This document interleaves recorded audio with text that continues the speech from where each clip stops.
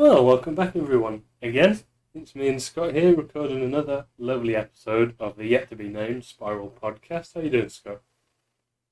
I'm all right. The yet to be named Spiral podcast sounds like quite a good name actually. Could have you could have nailed it on that one, but Yeah, yeah. maybe. I know it'd be a bit confusing, like 300 episodes down the line when we're still the yet to be named Spiral podcast. I don't know. It flows off the tongue, but yeah, we'll see. I'll bring it up with management. I'm sure we'll Anyway, find out. One. yeah. So we're here today to kind of have a little bit of a discussion around kind of how bullying can affect. We had a bit of a discussion about this beforehand, and the wording, I can't quite get it down, but kind of around, the workplace and school and how bullying can affect like your productivity, being able to reach goals and targets in the workplace and stuff like that, and how it can affect just your work life in general, which I thought would be just a topic we haven't really covered. Yeah, I mean, we probably touched on it in some ways in some of the conversations we've had, but Yeah, when we were discussing, we weren't quite sure how what kind of phrase you would use for it. But I think we both realised when we were talking about it that when you are working or in school or you're going from school to college, and if you are being bullied, and that can have a significant impact on what you can achieve. And if you're not achieving things that you want to do or need to do for work progression or just to do your job, that's going to really impact upon your mood and impact upon life in general. So I think it's an important discussion to have. yeah. I mean, the first thing that I wanted to kind of touch on in this topic is basically kind of the motivation to actually like attend school, attend work, or attend college. Because I mean, personally, when I was a young kid, right, I was I was pretty much terrified of doing anything that's like stepped over the line. Really, I never wanted to skip school, skip lessons, none of that. I was always scared that I'd get into serious trouble. So in school, I never skipped school. I was only off if I was actually sick. And then as it got later in life, I'd been bullied growing up. I didn't want to attend school, but I kind of felt like I didn't have that like the independence to not attend school, which I'm grateful for that my mum was able to hammer into me as a kid, right? But when it got to college, when I got to be more independent, and I did start skipping college, um, and it just got quite difficult. Like it progressed, right? Because as I got more independent, I felt like, oh well, I don't need to go to my college or my workplace now because it was kind of the same thoughts and feelings as before of like, oh, I don't want to do this because of bullying and such. But as I got more independent, I felt more willing to not attend, which I thought was something that was interesting. Do you think that's, without trying to psychoanalyze you, do you think that's kind of like obviously when you have those feelings and those experiences at the time you weren't able to get out of that because of the bullying, whereas when you're older and when you're able to make those decisions, whether they be good or bad, um, you felt that was the best option for you, and you actually had a choice, whereas before you didn't. Does that ring true or? Yeah, I'm thinking that's kind of what it is really. It's like,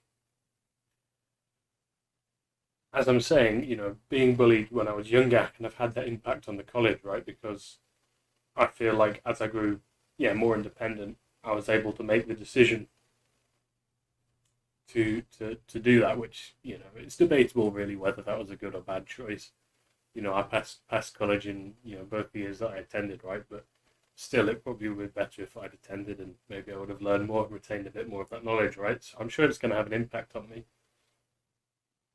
That makes sense, because you're gonna, regardless of whether you manage to cope with bullying, and I'm not sure anyone can cope with bullying, but as you find ways to get past it, you find ways to kind of move on, and that's we've discussed that, and it is possible to do that, and the conversations we have are based around trying to realise that it is something that happens to other people, and everyone at some point in some way, shape, or form, and it's kind of how you react to that and how how for you what the best way to cope with it. And I think that this is where it becomes important, probably more than I realised, because when you've been in that situation, and we've also said that some people don't actually realise they've been bullied or aren't aware of it until afterwards. And then does that always then make you feel that you don't want to, bond with people at work, or you put a distance up with people at work, or you don't put everything into work because you resent it because of your experiences, and then you're not achieving the level of work that you'd like or need to do. So I kind of never really thought about that, which is really interesting having that conversation. Yeah, yeah. I mean, why I wanted to bring it up, it's just something I kind of noticed in my own life. As I'm getting a bit older, I kind of feel like I can look back on these things and think about them a bit more. So it's just something that I noticed that me personally has affected. Maybe on my work, I think I maybe, I'm not attending work at the moment, right? But it has affected my college, and I think that's just one of the things. Lack of attendance is something that bullying can affect, and I'm an example of that. And at college, I think I had like 50% attendance or something across both of my years, which is abysmal and something that you shouldn't really do at all.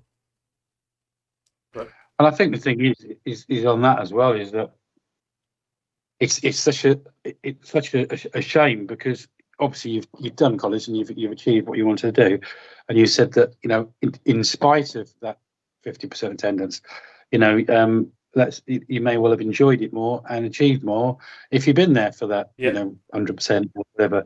And I think that's the thing, is that, and I think this is where it comes in, that if you are sort of have those feelings, and if you do feel that way, it is good to talk to someone about it, because the thing is that obviously we're at different ends of the scale. As we keep saying, obviously I'm a lot older than yourself, but when you without sounding patronising, the older you get, the more reflective you become, and you think, why yeah, do I do that for? And was that worth it, or was this worth it? Part of life's experiencing things and making mistakes. We all do that, but as you said, I never really considered the impact of how bullying would face when you're in starting to work yourself, and then when you're faced with choices, that when you have more choices, you can then decide to do things right or wrongly, and that can have a negative and a positive effect as well. yeah. Just kind of made me wonder how different things would have been, if there was more, awareness and more education on bullying and stuff like that around when I was in school. We had the anti-bullying weeks and stuff, but if there'd been a bit more of that now, it just makes me think, what might have been different. But no point really harping on the past, right? Can't change anything about it. But that's one of the Yeah, things that bullying can affect.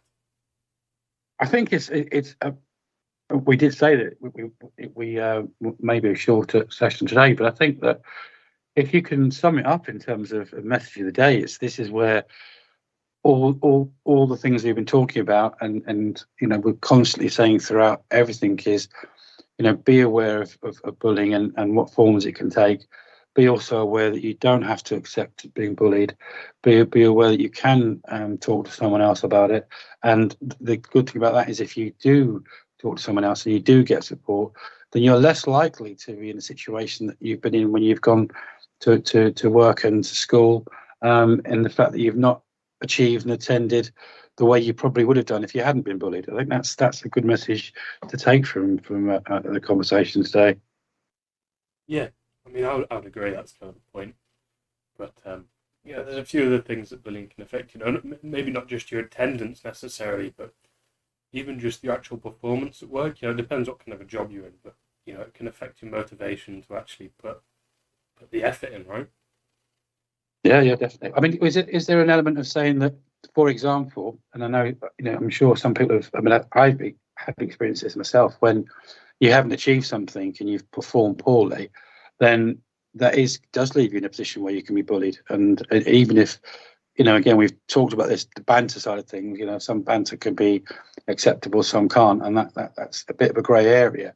Yeah, But also, if you haven't performed well, let's just say you've not tried your hardest because you're worried about not getting a job, like a promotion. If you don't get the promotion, you're worried about people laughing behind your back because of experiences you had in the past. Or are you going to be criticized for working hard and achieving, and then people criticizing you for that and bullying you for that? Those are sort of things I think that can impact upon what you achieve at work as well. yeah. It can stop you wanting to go to things. It's like you said, it can be on both sides. It can it could stop you, trying to ask for those pay rises or ask for those promotions because, you can be worried about what might happen if you don't get it, or like you say, if, the word spreads around work that, you tried for this position, it didn't happen. But also, on the flip side, it could make you not want to work for these positions as well. Yeah, definitely. And I think one of the things we maybe haven't touched upon actually, in terms of some people's perception of, and it does happen, in that people in authority can bully as well, and can be seen to be bullying. And if you've got a line manager you feel that is doing the same sort of thing that maybe you experienced as well, that can also impact upon your work and your progress. If you feel the person doesn't value you, doesn't appreciate you, and that can go back to when you were at school or at college, that can then sort of affect your productivity as well. Yeah, definitely. I mean, the thing that I know about, a good amount of the larger employers, they have. I think the one at my work, it's like a whistleblowing email or something like that. I think it's called a whistleblowing email, where if you are, it's not necessarily just for bullying and mistreatment, but if you are experiencing those things in work, a lot of the bigger employers do have like a whistleblower line where you can send an email. Oh, sorry about that. Or call in, which it's great. It's good that some people have that, but there are a lot of smaller businesses. That's something that comes to my mind when I'm thinking about this. Is kind of like smaller building businesses, or places that just employ a handful of people that don't have this service. And as you said, people in position of power can kind of be the bully. And who do you go to in those small businesses when it is your boss that's being the bully?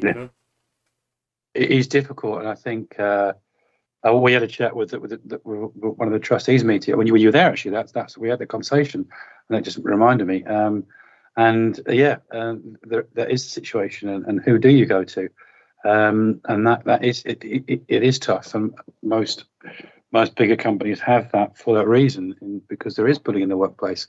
And I think just imagine how you feel if you'd been bullied at school, left school, then been bullied at college, then got into work and been bullied as well. Yeah. Now that doesn't happen, and it's less likely to happen, but it can happen. And even if you're not bullied, as you've pointed out, the effects of bullying can continue on that. So it goes back to, and I'm going to sound like a broken record on this one, it goes back to the point that, if you are experiencing bullying, this is why it is so important to make people aware and to try and get support at the time, because it can have longer lasting effects than you realise. Yeah, exactly. In the moment, I didn't necessarily realise that maybe my lack of attendance in college was kind of related to all of this. But when I look back on it, I realised it kind of is. And there are things that may have prevented that and changed what happened. I don't sit there and think about that every day, because I don't believe that's the way you should go about it. But it's about being able to recognise it in the moment, like you said, learning about bullying, learning about how to recognise the signs, and being able to make that change. And that's what it's all about, really. And I think that's about it, really. That's a good point. A very good point to end, I think. Yeah, excellent. Well, lovely. A bit of a shorter one today, but I don't know. I thought that was a good one. I thought that was a good topic, a good point of conversation. Yeah, definitely. Very much so. Thank you very much for listening, everyone. Make sure to follow, like, subscribe, follow our Facebook page if you want to reach out to Spiral. If you are being bullied and you want help with preventing the effects of bullying, then you can find us on our website, which will be linked somewhere in relation to the podcast, the description or something like that. See you now.